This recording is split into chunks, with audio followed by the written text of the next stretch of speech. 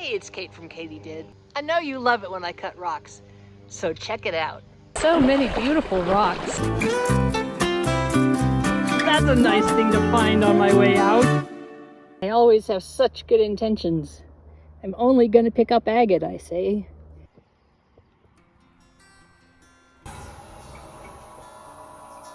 Oh, this is gonna be pretty. I think what I love the best about this rock is that it's so varied. Whoa, look at that. Oh, this is gonna be fun to cut. Here you can see some of those blues. Wow, what a gorgeous stone. Whoa. These just keep getting better and better and better. Dang.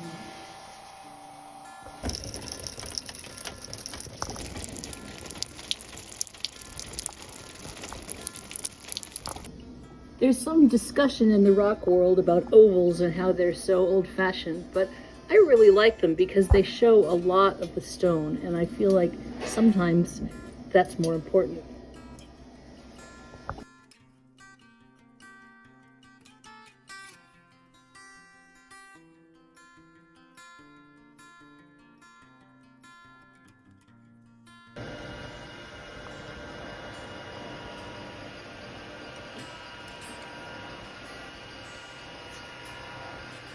Another not agate that's going to make it into my pack. At least I've turned around and I'm headed back now.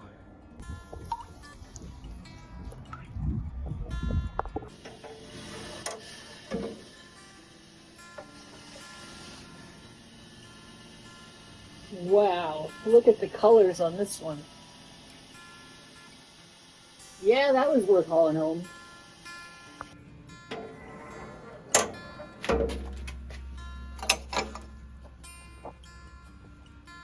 Oh, just so pretty. The other side, look at that. Wow, can you imagine like cabochons made out of this? Some kind of jewelry? That is stunning. Yeah, I think I can't resist. I'm gonna make something out of this. Wow.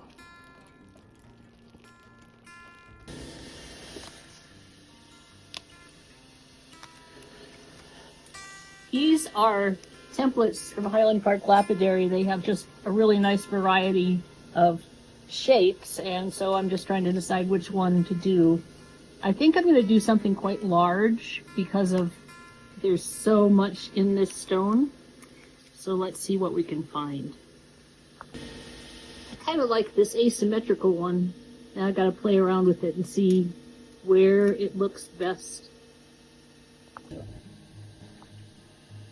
Alright, so this is what I chose for the necklace. I really like kind of a darker colors here and going up into the orange, the lighter ones. It's just such a cool stone.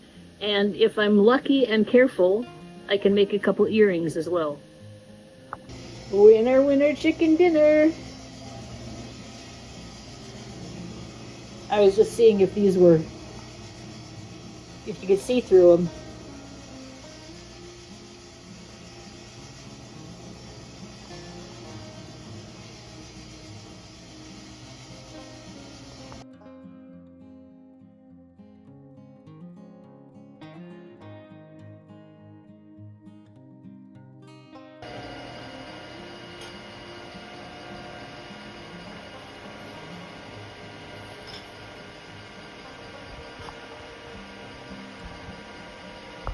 Oh, this is so great. I think this one too I'm going to try to make into a specimen. It does look like I could do some slabbing on this side, but I think instead I'm just going to cut this face off and have it whole, just because it's kind of cool. It's pretty. Shows a nice blue because of the, it's called the Tyndall effect. Now here is an interesting find. Ooh, The outside of this one is kind of, ooh, look at how big that is. Kind of strange because it has so much of this light stuff on it. But wow, look at that.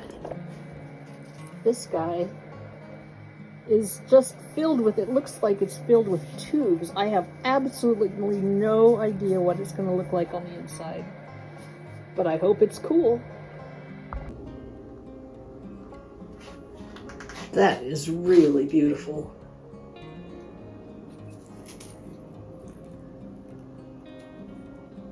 Got a bad cut that first time around, but that is really nice. This one has tubes on the outside that you can see them growing. I'm going to try cutting on this side. I don't want to destroy this just because it's so cool, but I'm hoping that this has something good inside of it. Well, it's always awfully fun to see what we've got. This first cut will give us a little bit of an idea. Just a little bit of an idea. I like this round thing here. The rest of it looks a little bit milky, but we'll see what it looks like when we keep cutting. It doesn't want to focus because of the oil.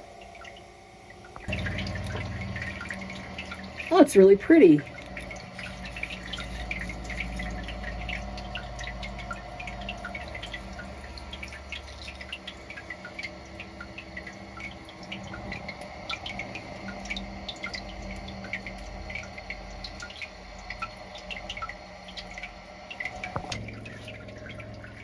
Pretty cracked up inside, but boy, there sure are some pretty inclusions.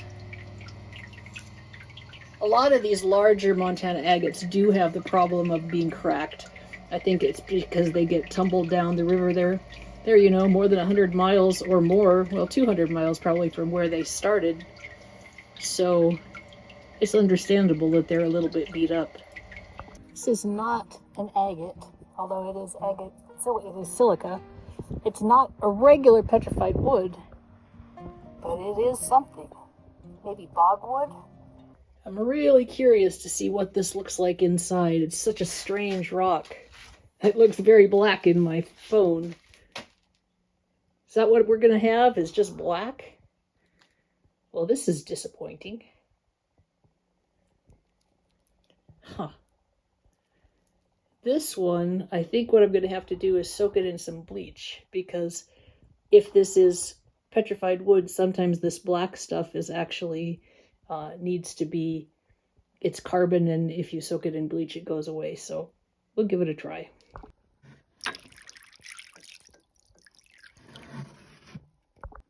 The only thing that makes me think this might work is because of those white spots in there. This could be something that I haven't seen before, like some kind of rotted wood that got petrified. So we'll just let this sit probably overnight, see what happens. Well, this is what that looks like after a week in the bleach.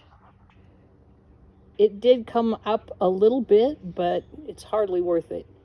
So this must have been sort of like a, I don't know, a bunch of wet bark or something that got fossilized, compressed all together. Still kind of cool.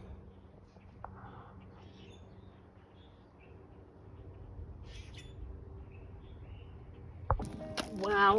You know, I almost didn't even spray this off because I thought it looked so rough. But this is a piece of jasperized wood that's been brecciated. So what happened is it was a piece of wood. It was replaced cell by jasper and possibly some other kind of silica. And then it broke somehow. And all of this quartz cemented the thing together. This is really special. I think this one, rather than trying to do slabs, I'm going to make a specimen. A specimen is for collectors. It's for people who enjoy unusual and beautiful rocks that are almost whole. So you usually just polish a face, cut off a face and polish it. So we're going to give that a try.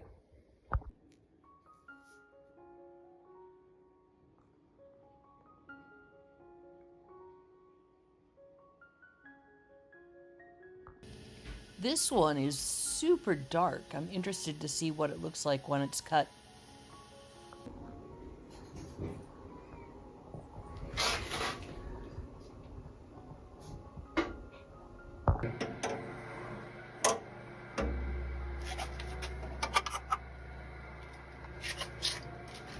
My goodness, it's so dark.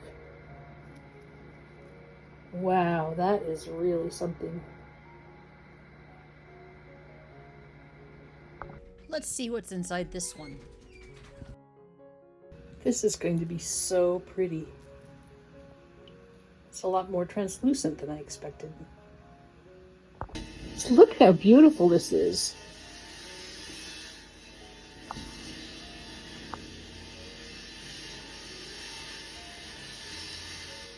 Looks like an egg.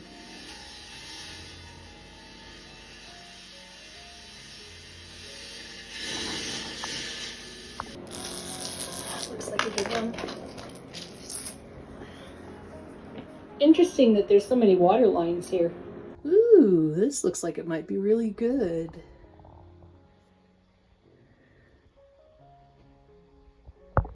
So this is that exact same rock that gave us the lines.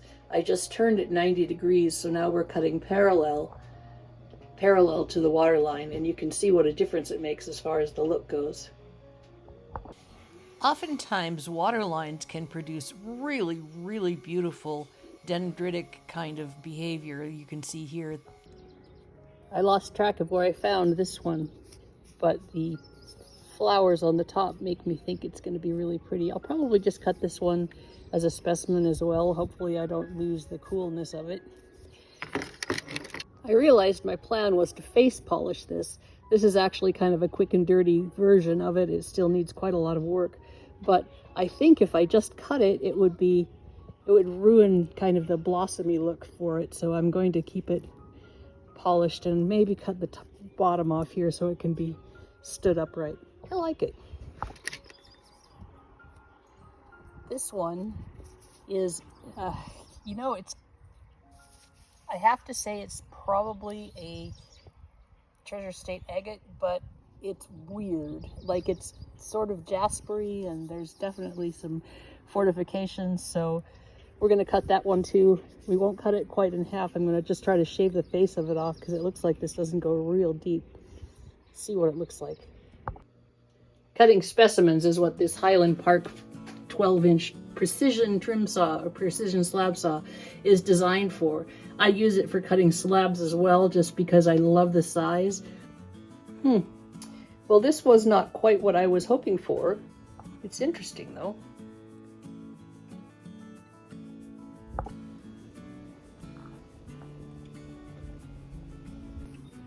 And then this is that one that Jim found. We're going to shave the face of this one off too, just to see if we can get another nice specimen. Isn't that just gorgeous? I'll get the other piece out of there. That other piece is definitely going to get polished. Maybe this one too.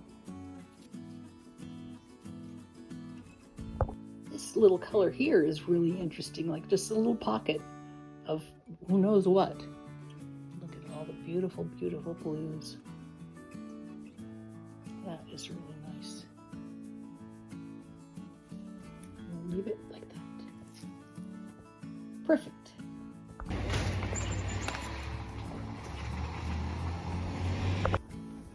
I'm really excited to cut this one. It has so many colors, just kind of like flowers, a field of poppies on the surface.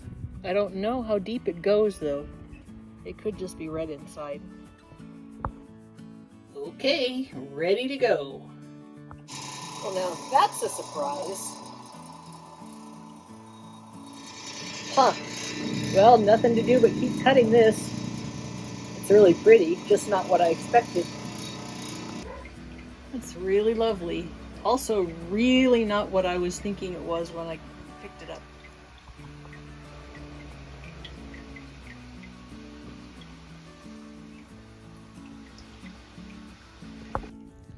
This little guy is kind of showing its hand. You can really see the dendrites and, you know, kind of what's inside there without even having it wet. But I want to slab this down this way because I think this might make some really nice cabochons. There it is, the first piece, pretty much as expected. Still beautiful. Hey, Hey, if you enjoyed this video, be sure and subscribe to Katie Did Rocks. You can also visit my Etsy store by the same name. Look in the description for all the cool ways you can support the channel. This one's kind of obvious what it's going to look like inside, but I still think it's going to make some really cool slabs. Oh yeah, this is going to be a fun piece. I don't know, they look a little bit like flying saucers in the desert. If you're looking for rough rock and supplies, you can get 10% off at Highland Park Lapidary by using the link in the description. I hope you enjoyed that little journey into the inside of rocks. Thanks for coming along. This is Kate from Katie Did. Keep on doing.